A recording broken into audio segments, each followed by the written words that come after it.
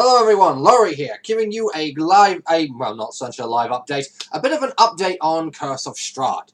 Especially since, we are 7 additional sessions in since Rob's last video. So, I'm here to give a brief overview of what's happened up until recently, as best I can. I'm just going to go over the most important bits I can remember, since we've had, like, 7 more sessions since then, and we're about to have our 10th session later this week. But that's a different matter altogether. So, last we left off, we had the Feast of St. Andros, where we ended up recovering the bones, and 2 of the party members went down completely. Now, after this occurred, the surviving party members went back to the burnt-out husk of the coffin maker's shop, where we discovered that Blitz had burnt to death and was now a complete and utter charred skeletal corpse. Fizzlechug, however, was encased in a crystalline structure around his body. So he was dead, but came back at the time. Sometime after that, after the crystal broke, and he emerged using a new class at this point as well. Due to his ascension, if you will, with Vecna's blessing. His dark power giving him that. Following this, we ended up in a situation where we were just wandering around the town. We went back to the Blue Water Inn, and whilst there, some people decided to go off and see about the Burgermeister's mansion. They went into the mansion. They snuck into the mansion. This was a stealth mission, apparently. So Artemis was like, well, if you're going to go stealthing in, that's me. I was like, I'm not going. I'm going to cause problems if I stealth. So Indowin, Percy, and Fizzlechug, and Quarian went into the Burgermeister's mansion of Vallaki and investigated it. In doing so, they managed to avoid the mansion's guards for the most part, from what I can remember. And after finding the magical mirror that allows the person who uses it to summon a assassin spectre to kill a target, which they ended up using to send after Morgantha, the night hag mother, grandmother, whatever, in general.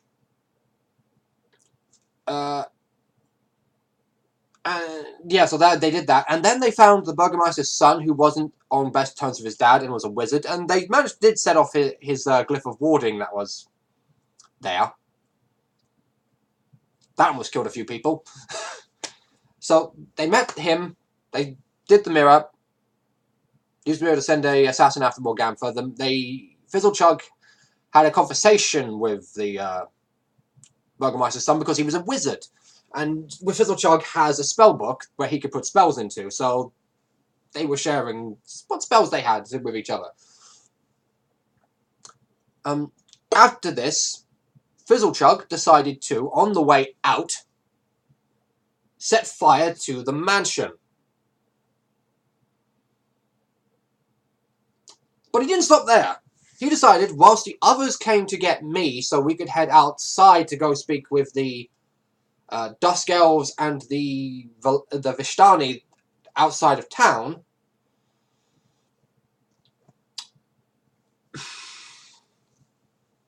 he decided to go to the Vakta house and burn that down too. Because he thought, hey, let's make this a free party system and give the Martikovs something to have a chance here. Which is what he did. So we had both the Burgermeister, who I can't remember his name, the house burnt down, and the Vakta house burnt down. And Fizzlechug then ran off to the Blue Water Inn to hide out. And that's where that session ended. We then begin the next session after that, session 12, with him being found by the Burgermeister's men and getting arrested. And succeeding to break out of prison later on with the successful use of Mage Hand and a bunch of other crazy stuff. But yeah, he basically ended up running there. So he's a fugitive in Vallaki to the Burgermeister. And whilst we were outside of town, we ran into, I can't remember his name, but it was the Burgermeister's chief man, and he has this really fucked up right hand because he's made some sort of pact with the Dark Powers, I believe, as well, because he plans to destroy Strahd himself, but he's also creepy, crazy, fucked up, likes Irina. That was another thing we did whilst we were walking around town. We found out from the, I don't know if Rob mentioned it, I can't remember, the toy maker. The toy maker had a doll of Irina because this guy ordered it, and then Percy took it. Of course, also Percy found, because it was the doll, it was the same, made by the same person that Percy's Percy doll was made by. So there's that. So you can imagine, in this situation, that he was very protective of Irina, in the sense of, like, I will take this woman away and I will arrest you all. I got us out of that, I had to get us out of that because I was the only person able to get us out of that by using a charm effect that was unnoticeable. At least in the sense of, like, doesn't have the downsides of, oh, the charm person spell walked off. They know they were charmed by you. And I got really lucky that he didn't realize that either. So, we got out of not being arrested. Fizzlechug broke out of prison. We met the Vistani and the Dusk Elves just outside of Vallaki, where we met one of our cards. In this particular case, it was the ally card. Our ally was the leader of the Dusk Elves, who wants to bring back his sister, and he's going to meet us at Amber Temple.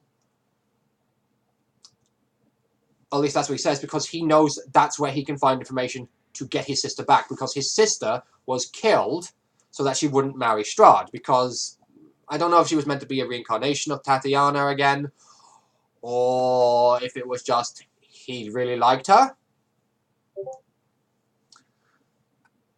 and so on and so forth. I don't know. I don't know the exact details, but he did. But basically, after she died, Strahd went on a rampage, killed all the female Dusk Elves. There's no female Dusk Elves anymore, so these Dusk Elves were like, when they saw me in Indolwyn, when they saw Artemis in Indolwyn, they were like, oh my goodness, it's a female elf. You could understand the confusion on both sides, because we didn't know, they didn't understand where we came from. But yes, the leader of the Dusk Elves is the ally card for us, so that happened. We then had a nice chat conversation with the Vistani on top of the hill, above where the Dusk Elves were living. We discovered that somebody was missing, a young child. I believe after this point, we went north to the lake, where we found the child being thrown into the water about 400 feet out on the lake. There was a lot of back and forth messing around here, where it was like everyone who couldn't fly tried to row a boat or swim out there. That didn't go down well. I was the only one who had any ability to fly because I'm a Protector Aasimar, so I flew out and then proceeded to straight down dive bomb into the water and then try and fly out of the water up. I don't know if I can fly underwater, but they're spectral wings, so I'm assuming they work better than normal wings. Or rather, they're wings made of light, because Protector Aasimar and all that. I can't remember the girl's name off the top of my head. It's been that long. This was like a good month or so back by now. I can't remember the exact time period of when Rob put that video up. So it's probably been over a month, at the very least, since then, since we've played. So we rescued her. We don't know why this guy threw the girl in the water. We took her back to her people. We got a treasure out of their treasure wagon. I think there was toying with some members of the party whether or not they were going to try and pick the lock on it and steal it anyway. But regardless, no, we didn't do that. Didn't happen. So we got treasure from it. Then we proceeded to go up the mountains, the Baratok Mountains, I think it was, the Mad Mage. Yeah, we ran into the Mad Mage, and he proceeded to wreck our shit in like one turn, if not two. Definitely one turn, actually, because, well, the first turn he spent casting protective armor. I think it was it was Mirror Image he casted on himself originally. He then, in his second round of combat, proceeded to blast us with a 8th or 9th level Cone of Cold. You know. Only one left standing from that was myself. Percy and Quarian. Instant death. Quarian now has a new Dark Patron, Dark Power thing going on. The Star of Hate, I believe it was. Percy also had something bad happen to her with that. I'm not entirely sure what it was, but Fizzlechug and Indolwind both fell unconscious, rolled natural 20s on their saving throws, so they stood back up straight away. I was left standing on 5 HP, and then Percy went like, "Oi, fucker, here's your staff, take it back," because we assumed that the magic staff we found, which was pointing us here, which we got from the Vistani as well, I might add, actually, back then, was pointing us to here. And it's like, it's his staff, give it to him.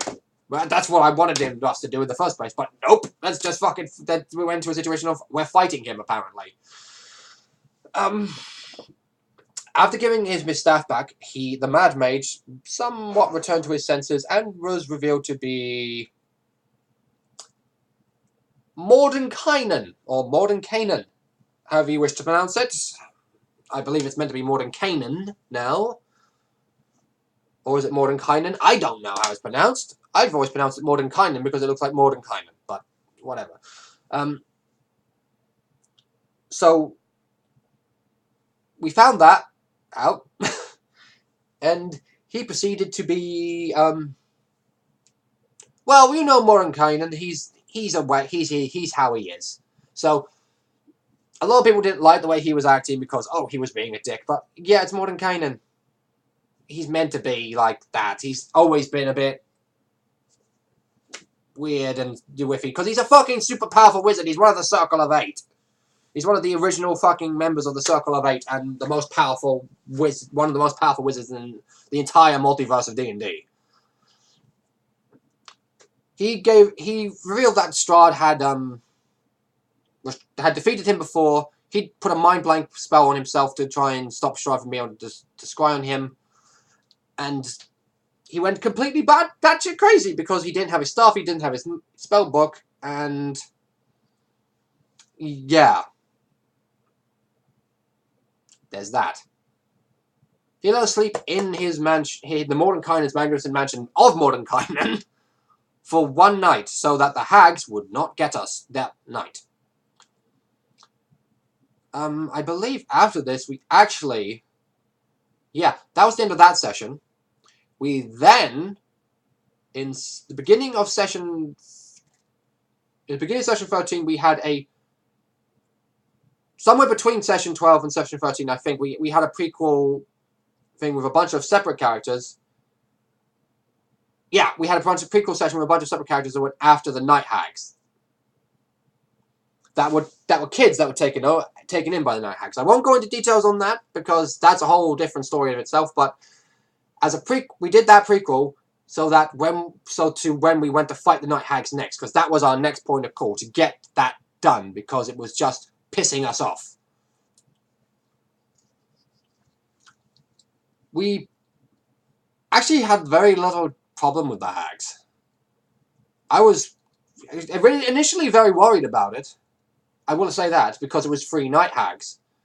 I kind of wanted to go in at least level 5, maybe level 6 at a push, but I didn't know if we were going to be able to survive to level 6, so you went in at level 5. The Night Hags didn't really pose as much of a threat as we thought they would.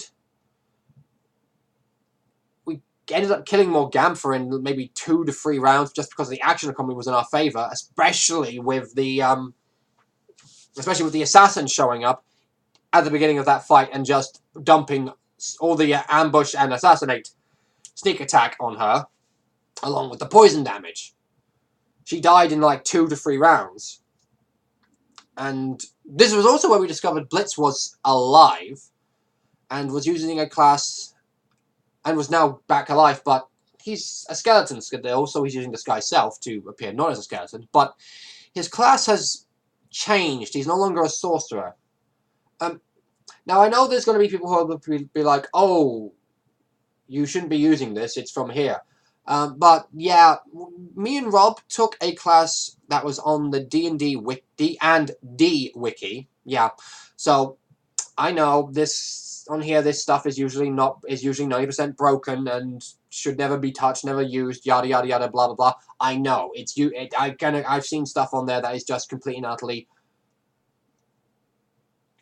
overpowered, broken as fuck, and designed with 3.5 still in mind and badly translated over. But me and Rob worked it out. We did manage to lower shit down in levels, so it wasn't as powerful as it was designed originally. And we found that with this way of working it out, it was actually, especially since we're only going up to 6th level with it, it wasn't, at least with 5th level with it, I should say, it wasn't all that problematic to fix. So yeah, Blitz is using that. I'm probably going to be putting all the classes I'm mentioning and races, actually, because Blitz is now actually just a skeleton race as well. I'm going to be putting stuff like that in the description below for this video, just so people can see what we're using. So yeah, we killed Morgantha. Her daughters managed to GTFO, and we had a direct portal to be dealing with. But we dealt with that really easily, and after that was done, we set fire to the windmill. But not before Indolwyn took a bag of bone dust. Yes, if you know how the dream pastries are made, you know exactly what that bone dust is. So yeah, Indolwyn, who is addicted to the dream pastries, is now carrying around the bone dust that was used to make the dream pastries, so she can get her fix. Yeah, she's fucked. She's right royally fucked. We're all right royally fucked in our own different ways here, so we're not really going to be worrying too much on how each of us are fucked, but we are all fucked. Our next point of call, because we spoke to the Vishtani, we tried to figure out where a swamp was, where a werewolf den was, where yada yada yada blah blah blah. The stuff that were mentioned in our cards to try and figure out how does this make sense? What is this item we're looking for? Where is it? You know? But on our way back north and westward out of Vallaki, because this was the end of that session, we was the fight with the Night Hags, and then moving on to the next session where the kids came back, the surviving kids came back, those that survived, probably a different story altogether in that one, came back and finished off what we started. They managed to defeat the 2 remaining Night Hags, those ones. And those kids are still here, and they're now adults. So if the players die properly again, it's a good replacement character. It's a good replacement character potential right there. So we have that as an option. But when we were moving west of Vallaki, we noticed a couple of things. We ended up noticing some walking tree blights type things and a crazy druid man. We're assuming that this is something going on. We're not entirely sure. This is going west and then south because we knew where the marsh was, where there was some marshland. And one of our cards was the Lord of the Marsh knows where an item is. And a holy icon, we believe. We believed, at least anyway. We also run into some mountain men, barbarian tribe or something. I'm not entirely sure what they were. We then pass through a graveyard of spirits where there was a battle of knights of a silver dragon with a silver dragon. And then we arrived on the outskirts of Berez, where we ended up meeting Muriel again. Muriel is one of the were ravens in the Lackey in the Blue Water Inn. And she is eccentric, but she did do us. She did go right by us. She warned us, at least, of the witch who lives in the marsh, Baba Lysaga. Yes, and her walking hut, and how she and it will kill you dead. Yeah, that was the exact phrasing. It will kill you dead. She also warned us of the scarecrows and tried how to avoid them, because if we didn't, they would alert Lysaga and such. We managed to avoid those pretty well. We walked around the outskirts and came in from the rear of Perez, where we ended up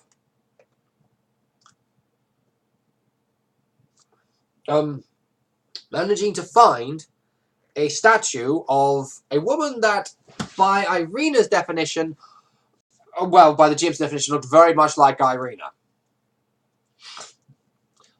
We were also we were turned out it was a burial, a monument to what was revealed to us later as another incarnation of Tatiana, who was killed by the village to stop her from becoming Strahd's bride.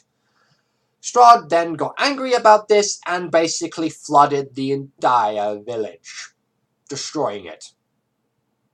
This is after we were informed by the mayor of the village, who was a spirit, that was a thing. Yeah. But no matter, we got the holy symbol of Ravenkind here, which Quarian now has access to.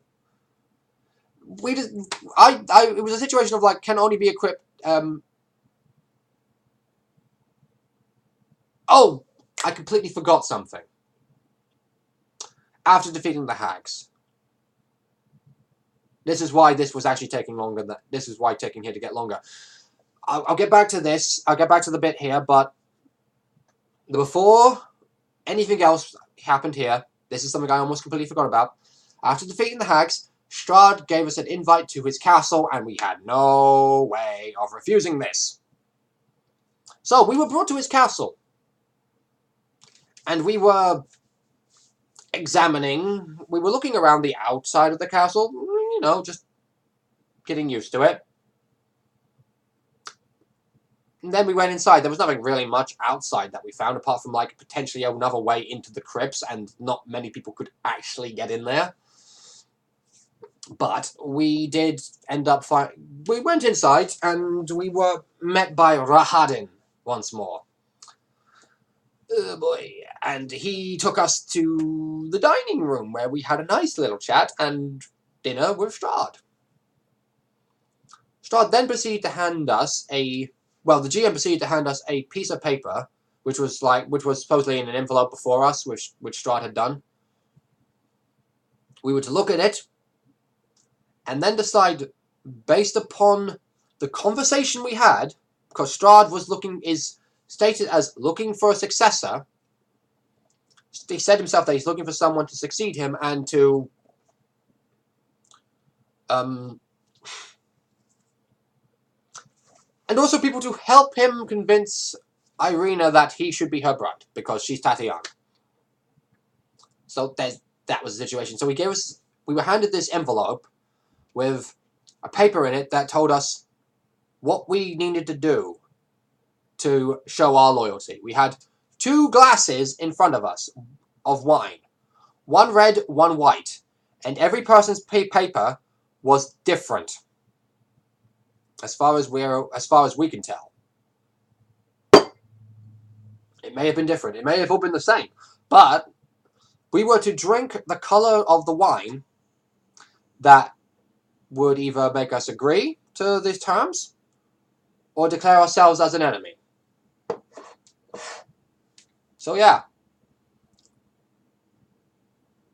that's where we stood. And then after that, Strahd fucked off, and we proceeded to explore the ground floor, or the first floor, as Americans put it, because there's a difference between us on that front as well. We ended up looking around. We didn't really find overly much. We did end up managing to find the secret passage behind the organ. So there's that. Took us a while to fuck around with that, but we found it. And behind it was a whole bunch of mirrors, and in each one of those, Artemis saw herself at a different stage of decay and age. Like getting older in one mirror, even older in another. Pretty much a skeleton in another one. There's a lot going on with Artemis there. Then we ended up in the chapel, where we found two things. First, there was a mace that was on the corpse of a dead cleric of some evil god or another.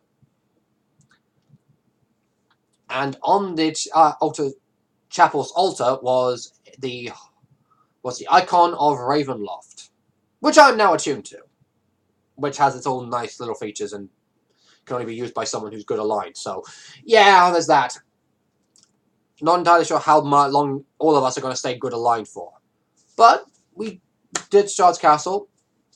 But then we went all the way through to Berez. I've already explained what happened, mostly at Berez.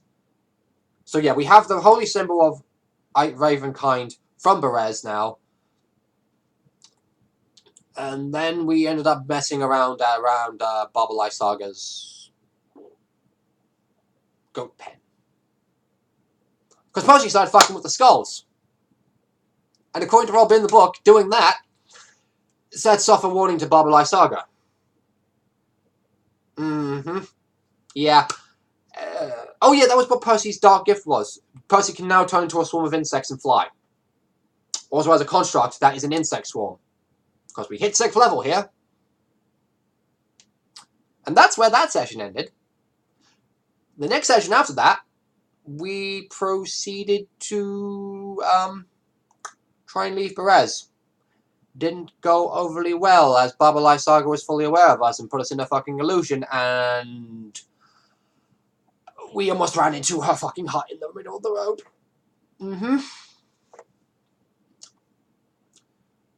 She then came out of her hut in a flying dragon skull. Rob's doing a little bit of changes here. Usually it's a flying skull, but no, it's a flying dragon skull here.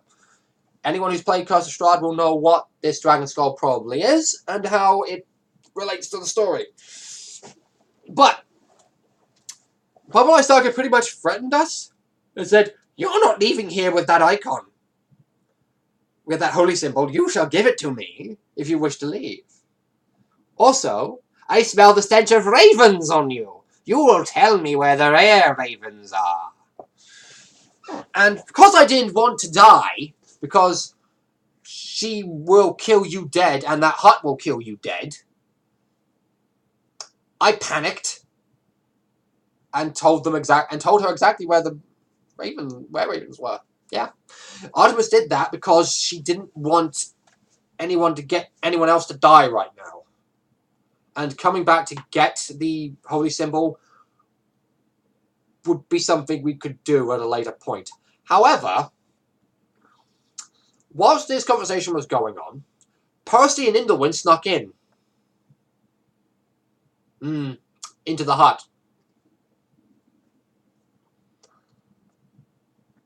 And, whilst in there, Percy, after some messing around with the floorboards, finding out that this item is what causes it to animate the hut, and sticking a crowbar in the snapping teeth of the floorboards that showed up, managed to take the gem this weird gem that was powering the hut's life force and shut it down.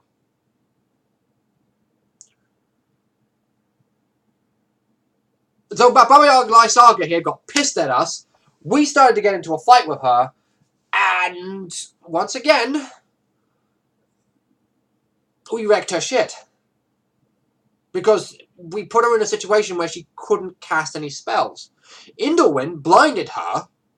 Because Indolwyn has is an arcane archer, and she took the shadow arrow ability, which allowed her to fire arrows that blind the target to anything within 5 feet, outside of 5 feet of her.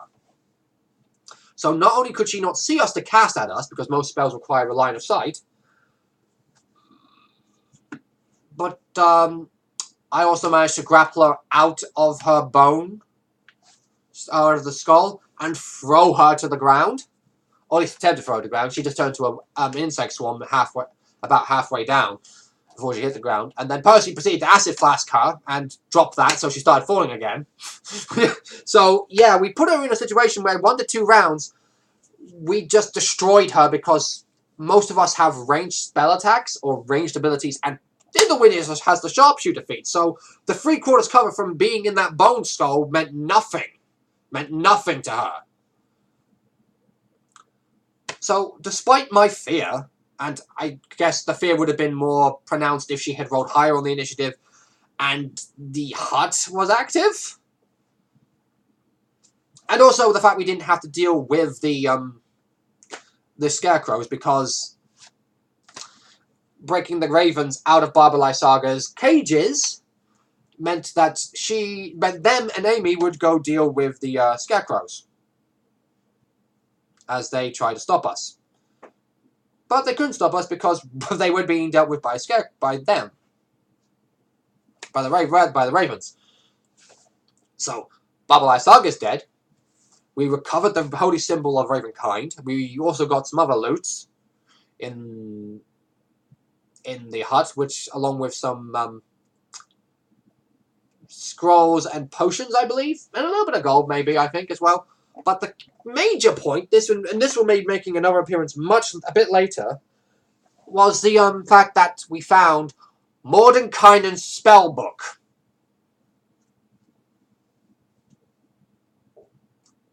Yeah, Baba Lysaga had Mordenkainen's spell book. So, yeah. That happened. Finally, so we decided, after this was all done with, to head to Argynvostold, the manor in the distance that we saw,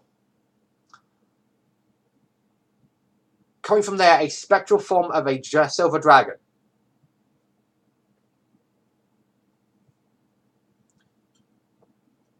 And that was where that session ended. I think so, at least. Anyway, the next session after that, we made our way to Argynvostold. We went into Argynvostold. We began to explore Argynvostold, walking around the mansion, where we met a dusk elf who explained to us what happened here and how this place is meant to be something that it's not, but we found very little on the first floor, or the ground floor, I should say, because I'm English, except for a bunch of revenants in the next room.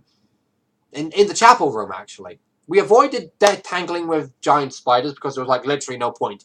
Especially since we're using milestone XP and not actual experience points. So, yeah, it's not a let's kill everything. We're not murder hoboing our way through this.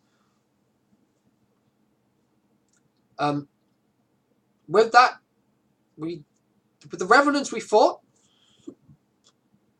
we ended up pushing through Argynvostold quite quickly, because there's actually very little to fight in most of the floors. But the first floor we had the Revenant fight, which we did. We then placed the skull that we found, because it was Argynvostold's skull that Baba Lysaga had instead of a giant's skull, which means that there's probably giants in fucking here, in Barovia somewhere. Or at least I'm assuming, because originally it's meant to be a giant skull. We placed the skull bone of Argynvostold with the rest of the bones that were in the special chapel at the end, the special mausoleum tomb.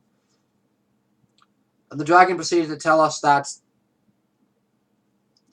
this place is, even with that, the beacon didn't light.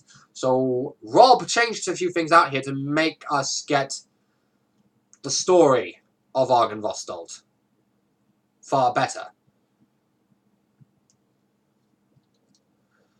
We had a couple more fights going up, mostly against some sort of phantom-y spirit thing, and then against the leader of the Knights of the Silver Dragon. A powerful revenant who, during this fight, because Rob is also throwing out Tarokka cards, especially with that where Strahd can throw a Tarokka card into his scrying pool and say, let's have some fun. He's also allowing the players to spend a point of inspiration to draw a Tarokka card for themselves and see what it does in either the current fight or the next fight, depending on when it's used. I proceeded to draw a card in a fight before this, and it was the traitor card, so I ended up going traitor for a couple of rounds, fighting our own people. I will point out here that Esmeralda D'Anvir, or how her name's pronounced, showed up here in the middle of Argynvostold, and being chased by some other Vistani. The ones outside of Vallaki, actually. And they were like, there was a little bit of back and forth, and we were like, no, I don't see a reason to give her to you. And stuff happened, and Esmeralda ended up helping us throughout Argynvostold. At least, she did. For a little bit. She's actually quite skilled. She's actually probably more powerful than most of us. So, that was helpful. This is where things started to get a bit crazy, because after defeating that guy, that Revenant, who will just come back in 24 hours, mind you, we ended up running into another room full of Revenants, which had a guy, I can't remember his name right now, this happened far more recently, but he was another named important figure, Sir Godfrey, I believe it was, who was a member of the Argynvostold Knights of the Silver Dragon. Being the only sensible one there, at least in terms of like how he is, anyway, he told us that we needed to get to the top of the beacon, and he would hold off the remaining members of his brethren in order to let us get to the beacon. And we ended up getting to the beacon, and it was covered with this massive shadow energy.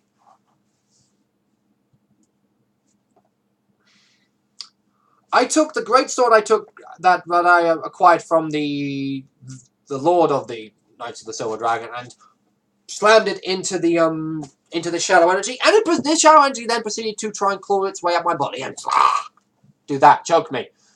But I did manage to shove it off by throwing up using my Azamar Healing Hands ability, because that was literally the only radiant power I had left at all. And it was like, yep, that happened. And then the beacon lit. And we all had rejoiced for about 5 seconds before Strahd showed up. I'm like, you shouldn't have done that. And we ended up proceeding to fight Strahd. This is a Strahd encounter, where he sent a bunch of soulless Barovian vampire spawn things at us. These were the shadow beasties that were blocking the beacon from being lit, the Argynvostold beacon from lighting.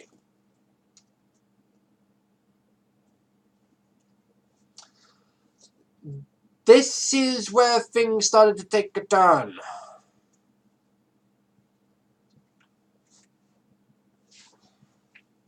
At least, I would say that if it wasn't for the fact that this was a relatively easy fight. At least, fighting them. Because we had 2 Tarokka cards pulled, one by Strahd, one by Esmeralda, that relied on us spending money in order to get better fighting ability. which was hilarious because Strahd's creatures didn't have any money to spend for getting a magic +2 weapon or being able to get +2 the damage, +2 their attack rolls and +2 their damage rolls.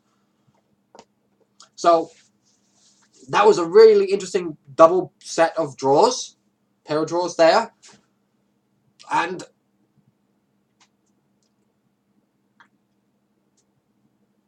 we took these vampire spawn things down relatively quickly because Quarian both managed to put up the sunlight, the casting of the sunlight from the holy symbol of Ravenkind, and the whole vampire's ability, where they all failed the saving throw and were paralyzed, which means advantage to hit, automatic criticals on a target within 5 feet.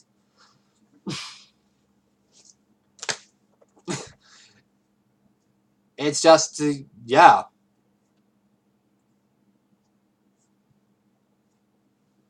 So that part of the fight was a relatively easy bit. Whilst that was happening, while we were fighting them, Sir Godfrey runs up the tower, launches himself off, and starts getting into a fist fight with Strahd, punching him to the ground and so forth.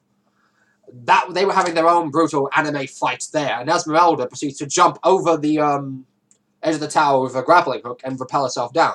Strahd, on the other hand, after we've dealt with his children, floats up to the top of the tower, pops a fireball right in the center of us, and fucks us shit up royally, and floats back down again.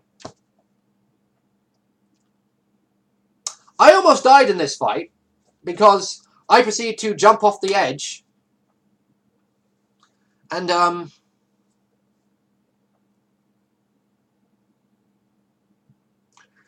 go down the rope, and hit Strahd, one-handed with a greatsword, which I took disadvantage on the hit to that, and still managed to hit, because I rolled well enough. But, Quarian almost threw himself off the edge, because he imagined hearing his mother's voice from the edge of one of the sides.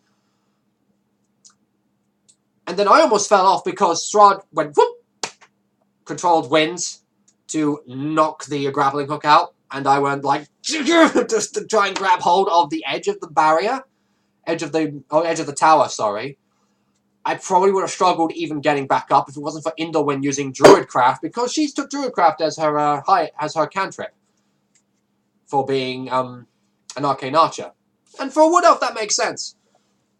Which proceeded to make the growth on the edge of the tower more vibrant and more extended, so that I could use vines to hold on and pull myself up and climb. Fizzlechuck managed to actually save the fucking day here, and not because he defeated Strahd, but by going, "Hey, Strahd, I have a deal for you." Strahd floats up and is like, "Talk, little one." He's like, "You fuck off, I'll give you this book. Mordenkainen's spellbook." Strahd knew that, and Strahd, knowing what that meant for him, was like, "Oh, this is going to be fun." He took the spellbook and fucked off. Yeah. Yep, that Strahd fight was anticlimactic, but it was good play. It was a good play by Fizzlechuck, regardless of it being an anticlimactic fight where no one actually died. There were several people who came close, but no, it was there. It happened. Shit went down. We survived. Esmeralda fucked off, so Godfrey proceeded to be destroyed after his fight while he was fighting Strahd, because Strahd went down, picked Sir Godfrey up, and they two went to have this Superman fight in midair, basically there. And Sir Godfrey was like, was defeated, we found out later, but he's a Revenant, he'll come back. The only Revenant that wasn't stopped by the lighting of the beacon in Argynvostold. He has some other purpose. After this, we took a long rest inside Argynvostold, headed northwestish to a tower we had spotted. And after some fucking around on the door, where one time Fizzlechug knocked on the door to the tower, which was metal and had these symbols on the outside, which weren't actually symbols, we found out. They were poses you had to make. Yeah. Knocking on the tower sets off a lightning blast that basically shocks everyone within 5 feet of it for a shit ton of damage. I proceeded to do a performance check to do all these weird dance moves, if you will, to open the tower door. I had to figure out where to start from to go to each one, yada yada yada, blah blah blah. We figured it out. We got inside after some messing around, and then Indolin, Quarian, and not Fizzlechug actually, Percy went to go investigate the cart that was outside. Percy picked the lock to the cart, which had the words "Keep Out" on its back. There was some discussion about, oh, should we look for chaps? I don't know, should I stand back and shoot the door to see if it opens? And Percy was like, oh, fuck this! Walked up, opened the door.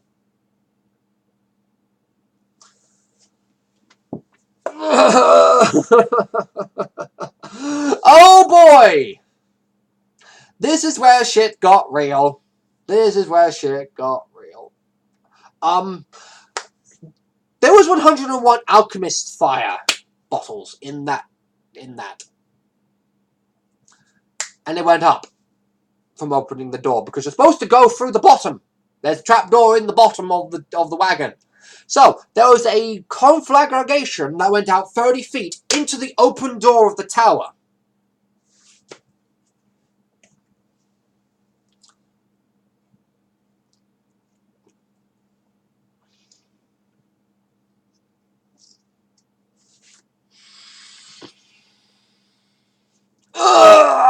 Oh, fuck. 10d10 fire damage. And this is where Rob decides that he's going to start rolling high for once in his fucking life. After 3 or 4 weeks of rolling nothing below a 10 on a d20, and now not being able to roll high for damage, now he rolls fucking super high for damage and deals like 58 points of fire damage to everyone within 30 feet of the explosion.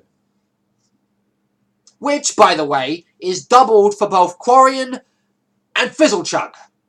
Fizzlechug instantly died, even though he passed his saving throw. Quarian instantly died because he failed his saving throw. Because he had disadvantage for being within 5 feet of it. Irina, who was standing far enough back, was just hit by the tail end of the explosion and knocked unconscious. Blitz was left standing with 1 hit point. Indolin was knocked out. Indolin was knocked out, KO'd, and Percy was on 10 hit points, and Percy's Swarm was on 1 hit point. That Swarm has been fucking powerful, by the way, despite it being a CR 1/4 creature. It's been very useful for what it is. It might have been 1/2 creature, but whatever, because Percy is an artificer and now has the construct. That damage was also done to the fucking golems, the 4 fucking clay golems that were holding up the fucking lift. Which then they all dropped their chains because those golems activate when they take damage, and the lift went straight down on top of them, killing them not killing them, but almost putting them in berserk range. We had to fucking leg it. We had a score of Revivify. Percy used that to get Quarian back up. But Fizzlechug's dead, Dave. Fizzlechug's dead, Dave. They're all dead, Dave. Everyone's dead. They're all dead, Dave. That's basically where it's gone. Fizzlechug has died a second fucking time properly. And now we're down a party member. We've lost someone. They've actually fully died properly. after everything we've got to get to level 6, this has happened. And we had to run away from those 4 clay golems because there's no way we're taking them with the amount of health we got left, especially if we hit them into Berserk. There's no fucking way. It's impossible, as far as I was concerned. It's like, those were like 4 CR9 creatures. Which we didn't even have to fight in the first place.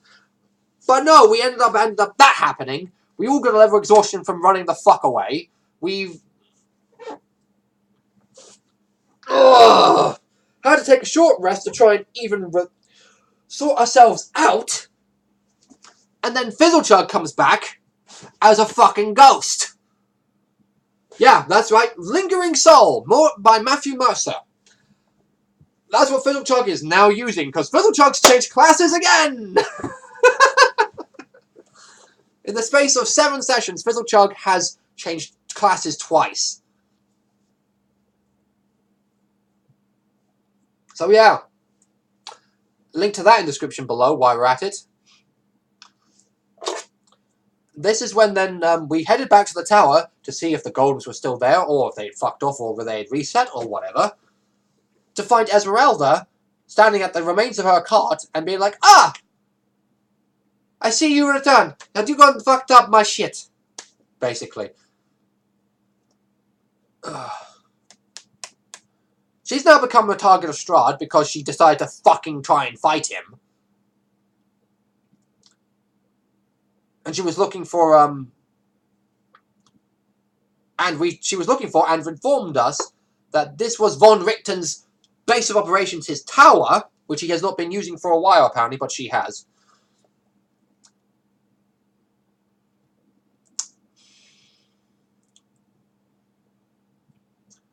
She then warned us that we'd probably drawing undue attention with the lightning bolt coming out of the tower.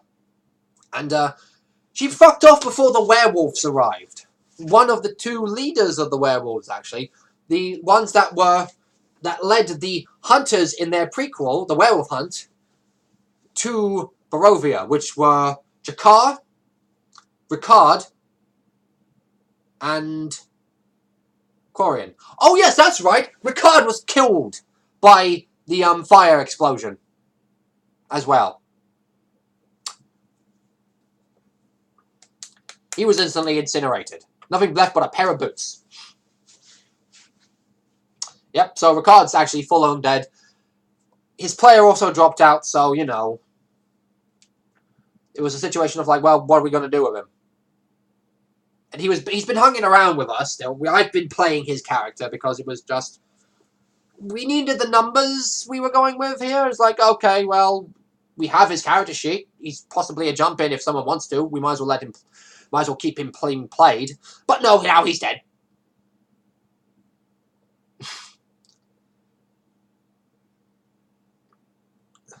Blitz, whilst we actually dealt with the werewolf attack pretty quickly because we focused fire on the werewolf leader because it was a massive mess of melee, and we just focused on their leader. And since most of us had the ability to deal magical damage, we had silver weapons. We were like, "Fuck you! We're not in the mood for your shit." And let's be honest, werewolves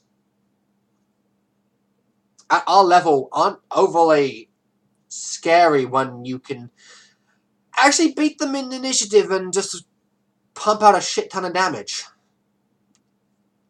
It's relatively surprising how a supposedly powerful werewolf. I'm assuming he's not the most powerful werewolf here. He was just one of the stronger ones. So yeah, but we killed him. And because he was the alpha of this particular grouping, or he might have been a beta at the very least. I don't know. But he was the leader of this group. The rest of them proceeded to fuck off as soon as he died, because there was literally no point, as far as they could see it. Because you know what wolves are like. You kill their leader, they kind of back off.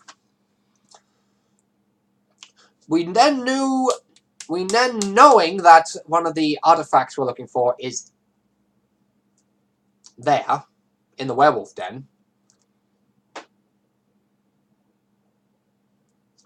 Corian and Indolwyn decide to track the werewolves back to their den, which they did quite successfully.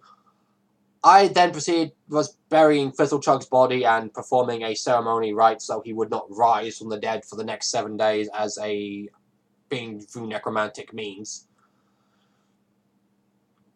But he'd already come back as a ghost, his spirit, at least anyway, so...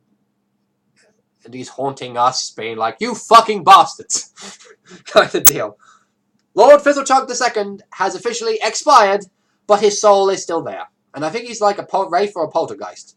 I can't remember which one he's using. But yes, there you have it. We also found a suit of animated armor, which has a command word to make it animate, and Percy has it. And we also have Von Richten's preserved Vistani head. So there's that. And that's where we left off, preparing ourselves to head into the werewolf den.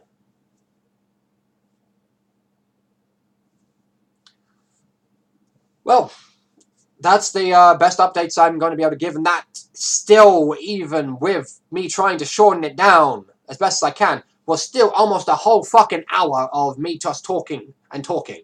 So, until next time, everyone, I shall catch you later!